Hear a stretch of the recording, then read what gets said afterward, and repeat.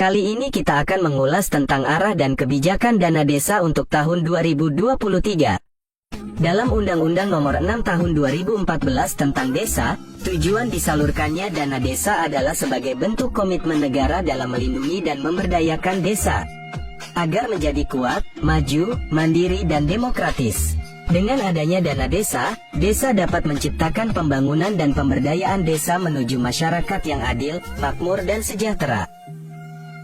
Prioritas penggunaan dana desa tahun 2023 berdasarkan Peraturan Menteri Desa Pembangunan Daerah Tertinggal dan Transmigrasi, Nomor 8 Tahun 2022, bahwa dana desa diarahkan untuk percepatan pencapaian tujuan SDGs desa yang meliputi pemulihan ekonomi nasional sesuai kewenangan desa, program prioritas nasional sesuai kewenangan desa, dan mitigasi dan penanganan bencana alam dan non-alam sesuai kewenangan desa. Penggunaan dana desa untuk pemulihan ekonomi nasional sesuai kewenangan desa meliputi pendirian, pengembangan, dan peningkatan kapasitas pengelolaan BUMDesa atau BUMDesa bersama, pengembangan usaha ekonomi produktif yang diutamakan dikelola oleh BUMDesa atau BUMDesa bersama, dan pengembangan desa wisata.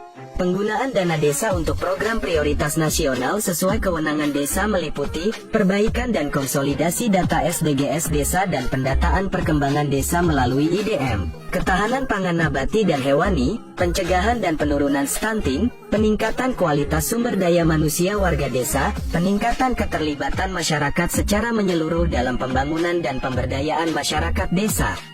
Kemudian juga untuk perluasan akses layanan kesehatan, dana operasional pemerintah desa, penanggulangan kemiskinan terutama kemiskinan ekstrim, dan BLTDD untuk mendukung penghapusan kemiskinan ekstrim. Yang terakhir, penggunaan dana desa untuk mitigasi dan penanganan bencana alam dan non-alam sesuai kewenangan desa meliputi mitigasi dan penanganan bencana alam, dan mitigasi dan penanganan bencana non-alam.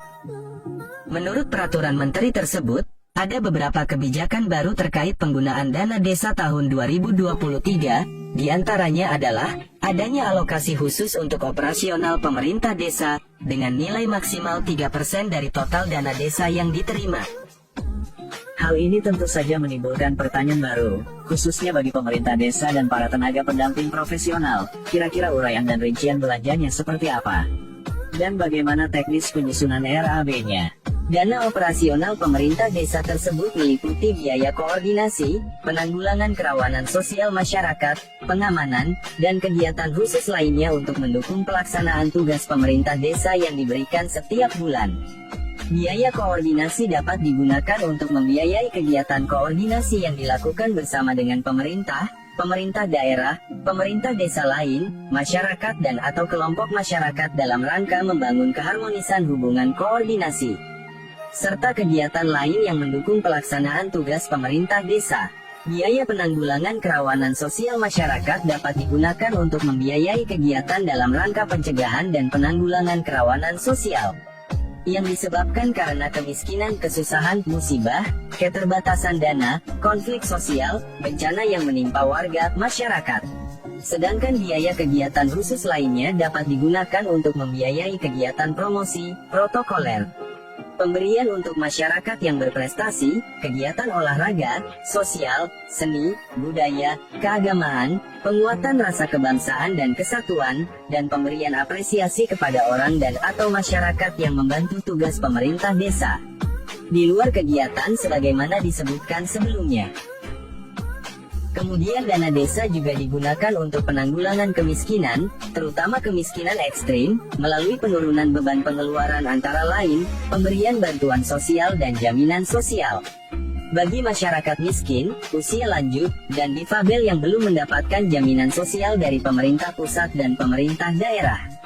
Selain itu, dapat juga dilakukan dengan peningkatan pendapatan dan penyediaan lapangan pekerjaan, termasuk melalui padat karya tunai desa.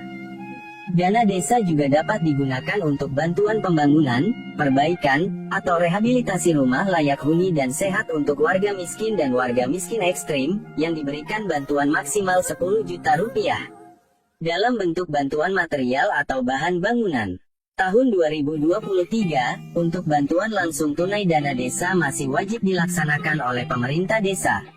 Pemberian bantuan langsung tunai dana desa bagi keluarga miskin ekstrim merupakan amanat dari Instruksi Presiden Nomor 4 Tahun 2022 tentang percepatan penghapusan kemiskinan ekstrim. Besaran BLT-DD yang diberikan kepada keluarga miskin ekstrim berdasarkan peraturan perundang-undangan yang berlaku. BLT-DD dialokasikan maksimal 25% dari total pagu dana desa setiap desa. Dengan demikian, dapat diartikan bahwa tidak ada lagi batasan minimal untuk penganggaran BLT-DD sebagaimana dana desa pada tahun 2022, yaitu minimal 40% dari total dana desa yang diterima. Namun demikian, untuk petunjuk teknis lebih lanjut terkait BLT-DD tahun 2023, masih menunggu pedoman penganggaran dan pengelolaan dana desa yang akan dikeluarkan oleh Kementerian Keuangan. Kriteria penerima BLT-DD adalah sebagai berikut. 1. Keluarga miskin yang berdomisili di desa bersangkutan, dan diutamakan untuk keluarga miskin ekstrim. 2. Keluarga yang terdapat anggota keluarga rentan sakit menahun dan kronis. 3. Keluarga dengan anggota rumah tangga tunggal lanjut usia, dan atau 4. Keluarga yang terdapat anggota keluarga difabel. Demikian informasi tentang arah kebijakan dana desa tahun 2023 yang dapat kami sampaikan kepada teman-teman semua. Semoga informasi ini bermanfaat dan dapat menambah referensi bersama. Terima kasih sudah menyaksikan video ini. Salam pemberdayaan.